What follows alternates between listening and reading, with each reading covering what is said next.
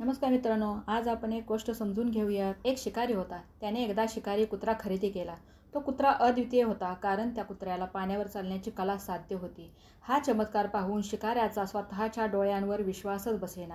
आपल्या या विलक्षण कुत्र्यामुळे मित्रमंडळींना चकित करता येईल, या कल्पनेने त्याला आनंद झाला. त्याने एका मित्राला शिकारीचे निमंत्रण दिले. त्यांनी काही बदकं मारली. शिकाऱ्याने कुत्र्याला पळत जाऊन ती शिकार आणण्याचा इशारा केला. कुत्रा दिवसभर पाण्यावर पळत बदकं आणत राहिला.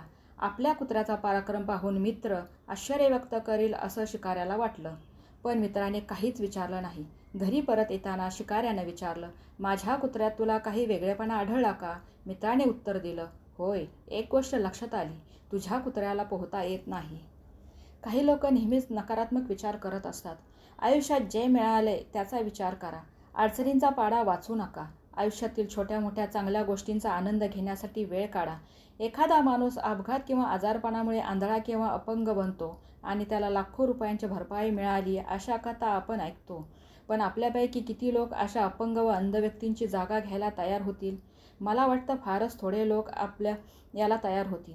जे आपल्याकडे नाही त्याबद्दल तक्रारी करण्याच्या नादात जे आपल्याजवळ आहे त्याकडे आपण पूर्ण दुर्लक्ष करतो.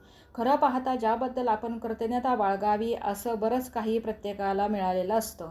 दुःखाची गणती न करता जे जवळ आहे त्याचा विचार करा. याचा अर्थ आत्मसंतुष्ट बना आणि आनंदाने रोजचा दिवस एन्जॉय करा.